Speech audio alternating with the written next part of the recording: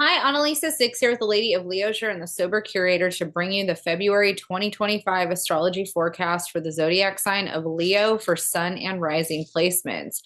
Hello, Leo. Welcome to February. February is our half birthday. Aquarius season is the half birthday season of Leo because Aquarius is the opposite sign to us. We're 6 months apart.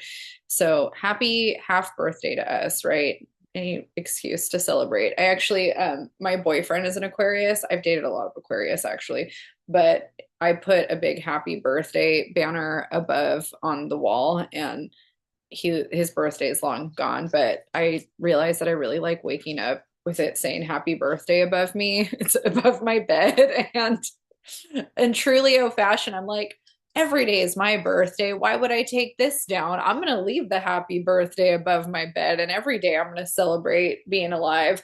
It's actually pretty funny.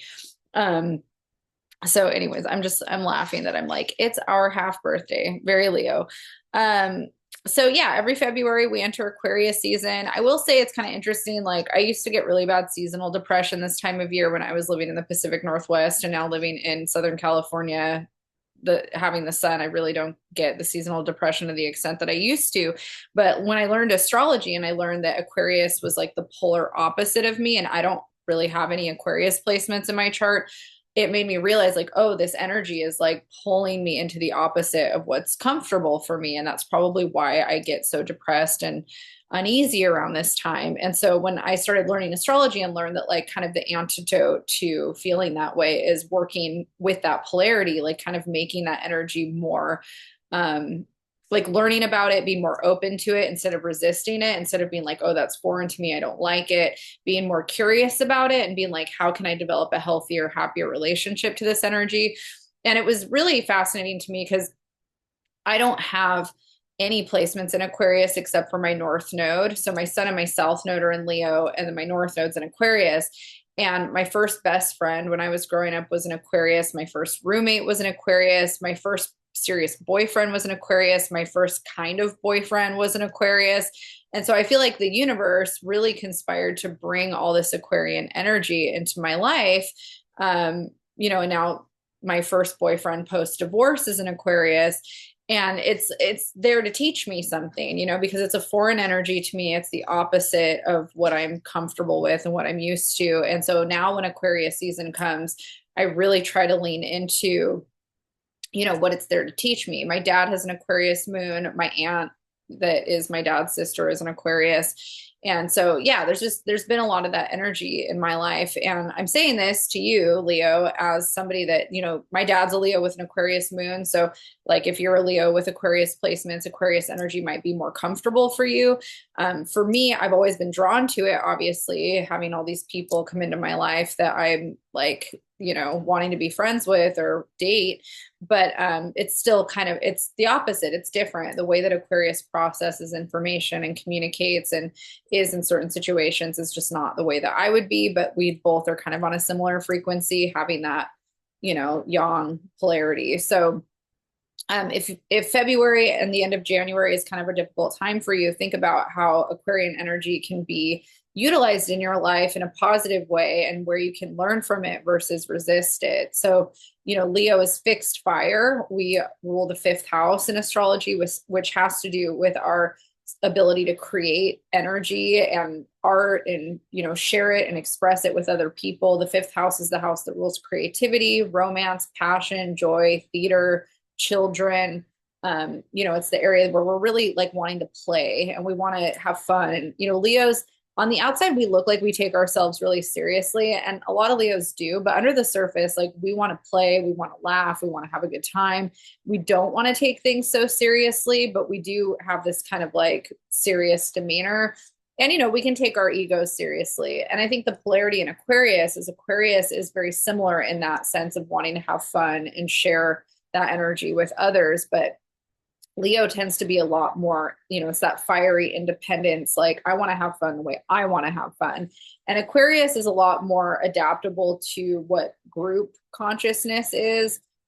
Instead of, Leo kind of wants to lead the group, Aquarius wants to be of service and be a part of the group. There are a lot of really effective Aquarius dominant leadership people. Like Aquarius can be a really strong leader energy, but it's definitely more focused on being, it has more of like a socialism kind of energy, where Leo has more of a hierarchical kind of energy, if that makes sense. Um, I think that one of the things that Leo really benefits learning from Aquarius is how to detach and not take things so seriously, and how to move on from things quickly, where Leo can kind of harbor more resentment or more grudges more easily. Aquarius is a little bit more detached and people pleasy in a sense of just wanting to kind of, keep the peace. There's a lot of that energy with the air signs. I feel like they're a lot more like, I want to keep the peace, where the fire signs are more like wanting to fight all the time. And I think that there's kind of this balance where Aquarius, like air energy, Aquarius, Libra, Gemini, is really good at teaching fire energy how to like just let things go and not take things so seriously. And I think that fire energy is really good at teaching air energy how to fight. Like sometimes you do got to come in hard, sometimes you do got to be more assertive in a situation. So there's that balance, where Aquarius is like chill out and detach and have a good time. And Leo might be more like advocate for yourself and have a good time on your terms, do what you need to do, like that kind of thing.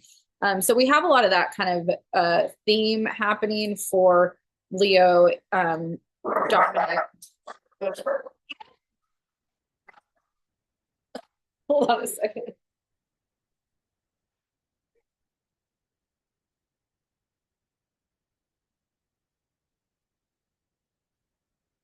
My Aquarius dog gets very triggered by the neighbors coming and going. So we have a lot of that theme kind of coming up during Aquarius season every year for Leo. And then it's happening where Aquarius hits in the horoscope chart for Leo is the seventh house, which is the house that rules partnership. And the seventh house is partnership in all ways. So it's not necessarily just romantic partnership. It's also partnership like best friend kind of dynamics. It can be also business partnerships, anything where we're experiencing like a more one-on-one dynamic, the seventh house represents. But there is a strong emphasis on dating and relationships and romance. So when Aquarius is passing through this area of the chart, that is emphasized. So having the sun here, your relationships are highlighted. Mercury is also here for the first half of the month, and Mercury is the planet that rules communication. So communication dynamics in our relationships are highlighted here. And then we also have Pluto here, and Pluto is going to be in the horoscope chart here for the next 20 years. So I'm not going to talk a lot about that, but it does show that there's transformation and death and rebirth cycles happening in our personal relationships. We also start out the month with Venus finishing up her stint in the mutable water sign of Pisces. So Venus has been in Pisces since January, and she just entered Aries on the 4th of February. Now, where Aries hits in the horoscope for Leo is the ninth house, which is the house that rules our relationship to values and belief systems. It's the house that rules long distance travel, publishing, the law, and also teaching and learning, higher education systems. And so when we have Venus passing through the ninth house, this is a time for us to reflect on those themes and our relationships to those themes. So Venus is the planet that rules relationship and partnership. We might be in a period of reflecting on what our values and beliefs are around relationships. Venus in Aries is in detriment. So Venus is the ruler of Libra. And when it's in Aries, it's considered to be in detriment in traditional astrology. This is because Venus is not in her ruling sign. She is in the opposite. I personally really love Venus in Aries for getting more in touch with who we are as an individual and our relationship to self. So Venus in Libra is all about the seventh house energy that I was talking about. While this Aquarius is, we're very focused on partnership dynamics and how we can balance, kind of varying dynamics between another person. Aries energy is all about the self and autonomy, independence. And, Venus also being ruler of Taurus has a lot to do with our values around, our financial stability, money, and how we share that. And, when Venus is passing through the ninth house, it's like we have these spiritual ideals. Maybe we're looking at what our spiritual and intellectual ideas are in a value belief way, and how that's impacting relationships. So I'm going to get personal. I love getting personal. I'm an open book. I'll share whatever.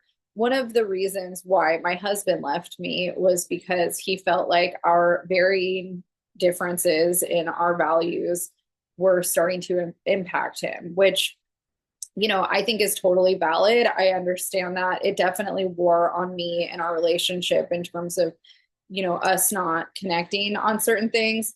I think the thing that was hard for me in that dynamic is that you know, when we started our relationship, I had a lot of those same values and beliefs, and I thought that we were on the same page about that. And so throughout our entire relationship, even though his actions were different than his words, I thought intellectually we were on the same page, even though we were choosing different ways of expressing those values. And when he decided that the relationship wasn't working for him anymore, that was a big part of why he felt that way was, we have these differences in how we view the world or how we think about things. And this is impacting me negatively. And I don't want to be with somebody that doesn't share the same values as me. And that's actually a really common thing that happens when Venus is passing through the ninth house for a lot of people, is that exact dynamic happens where, especially if we have seventh, eighth house placements going on with Venus or Saturn or any kind of other thing.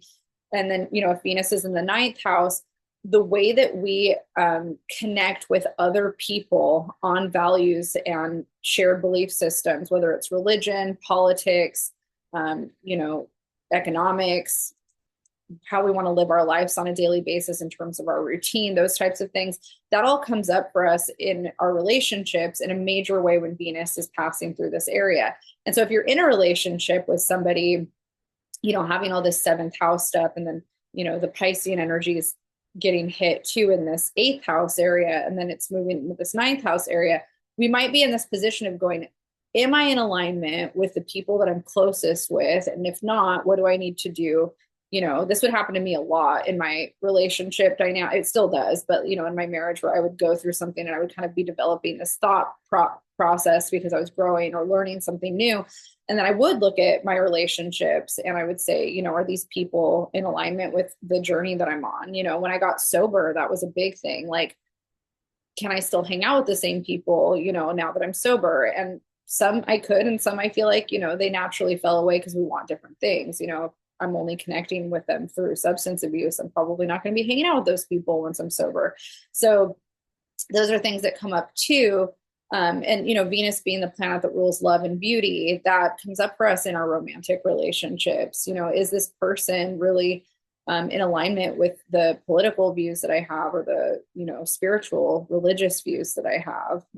I've met so many people where, maybe when you were young, you had this idea, and then as you get older, those things change, and I think we're all allowed to change and grow and evolve. And, we watch celebrities do it all the time. And sometimes it's really upsetting when a celebrity that we really like starts to go in a direction that we're like, oh no, I can't, I'm not into that or whatever. But, we're all allowed to grow and change and, be in this reflective place. And that's kind of what we see in astrology. We see it where and when those things are happening for us. And with Venus here, I'm talking so much about this for Leo because Venus is here for all the rest of February. And then she stations retrograde on March 2nd. And then she moves back into Pisces at the end of March. So back into that eighth house, where that house is the shared resources house that has to do with debts, loans, sex. It's also the marriage house. So, retrograde in the eighth house, there's definitely issues that come up in relationships around shared resources and finances and kind of reconstructing how that stuff works out.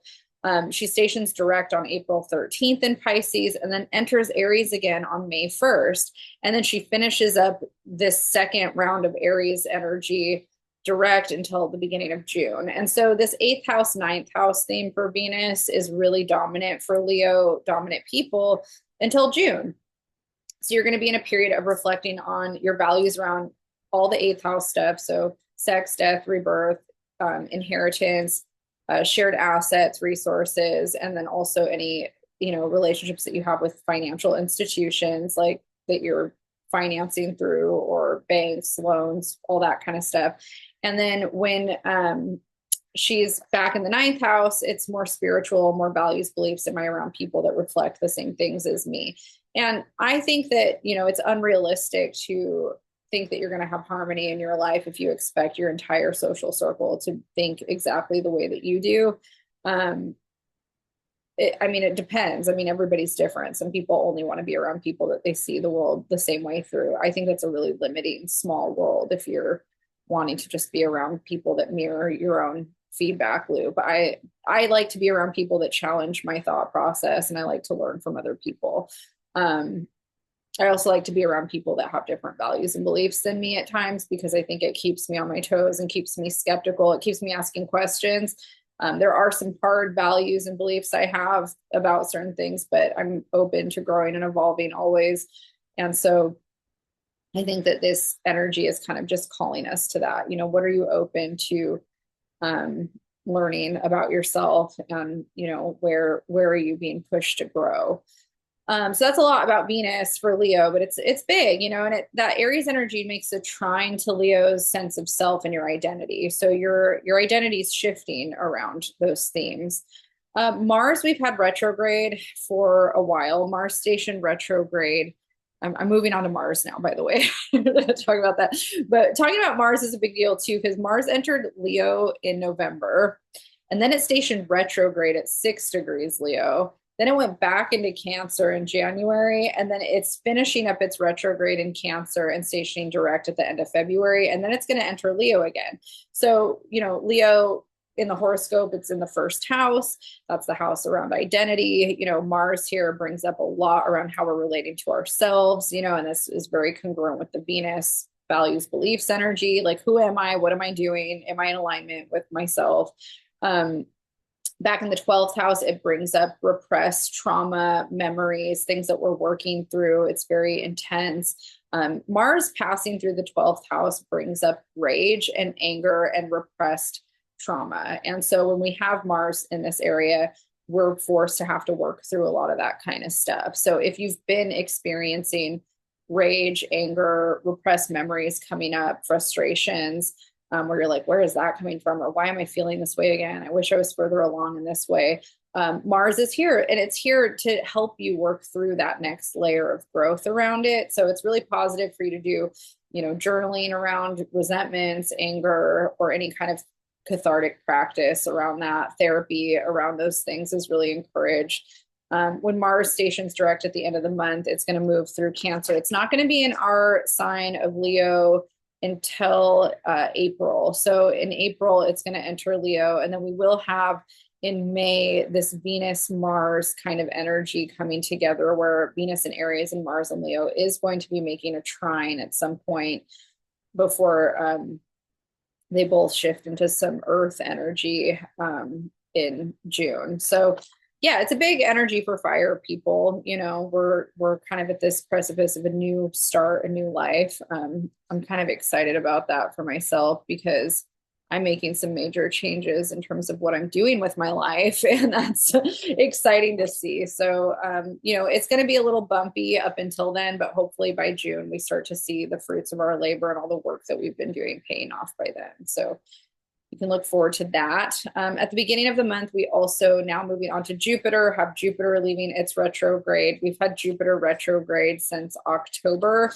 in Gemini, and now it's stationing direct on the 4th. And so where Gemini is in the Leo horoscope is our area of groups and social circles and friendship circles. And Jupiter here makes our social life very expansive. And, I think if you've been having any issues with any friends, that would have come up over the retrograde, also kind of being in that, like, am I surrounded by the right people kind of thing. With it stationing direct, it kind of just opens you up more to expanding on the things that you're working on, getting involved in your community, being more social, meeting people, networking, all of that stuff is, just kind of driven forward with Jupiter stationing direct here. So the next kind of thing I'll talk about is we have a full moon happening at 24 degrees of Leo, so in our sign. And, this is hitting in that 7th first house axis. So the sun's in that 7th house and the moon's going to be in our first house. And, full moons are a great time for setting intentions towards what we want to manifest. And in the first house, this is all about identity, who we are on an individual level. But with the sun in the 7th house, this also has to do with our relationships to other people. So if you want to set intentions towards how you want to show up in your relationships, how you want to feel more confident, more exuberant. Maybe there's some inhibitions that you have that you kind of want to release or let go of. This is a really positive time to do some ritual work around self-love and relationships and all that kind of stuff. The next shift that I'm going to talk about is we have Mercury leaving Aquarius and entering Pisces. Now, this is happening on February 15th. Mercury will be leaving the seventh house and entering the eighth house, which is that house of shared assets and resources. It's also the house of sex, death, rebirth, marriage. If you've been working through anything around those themes, Mercury is here to kind of help, emphasize the communication around it and work out any details or processes with it. It's also, Mercury in Pisces, it's considered to be in its detriment, but it's a very psychic, intuitive energy, but it also can be very delusional. So we have to really work on kind of staying grounded around certain things because we might be more susceptible to lies, deception, things that aren't, necessarily beneficial for us in certain ways, because we're more blown out and kind of rose-colored glasses can be kind of a thing with Mercury and Pisces here. So if you're signing any contracts or doing anything, read the fine print, kind of be more focused on that, those details. The sun is going to enter Pisces on the 18th and join this area. Now, wherever the sun is passing through, it's bringing energy and life to that area. So, sun transits happen in the same place every year, so it's like typical stuff that you would normally experience this time of year, gets highlighted. And, it's very emotional energy, very psychic, intuitive energy. It blesses, kind of these transactions in the eighth house, having it here. So, it's a positive energy here. And we have the new moon coming on the 27th before we enter March, and that new moon's happening in Pisces as well. So setting intentions around eighth house themes is encouraged during this time. So again, eighth house, sex, death, rebirth, marriage, shared resources, assets. If you want to pay off any debt or loans and you want to set intentions around getting your shit together around that stuff, that's very much supported during this new moon at 9 degrees of Pisces. All right, Leo, I talked a lot about a lot. I'm going to leave you there. We've got a lot coming up for us starting in March. And, we do end the month in a pretty interesting place. So I think we have a lot to look forward to as fire dominant people. But I think, this year is definitely rough. It's a rough year. But, we're used to that at this point. All right. I will see you all in March and good luck.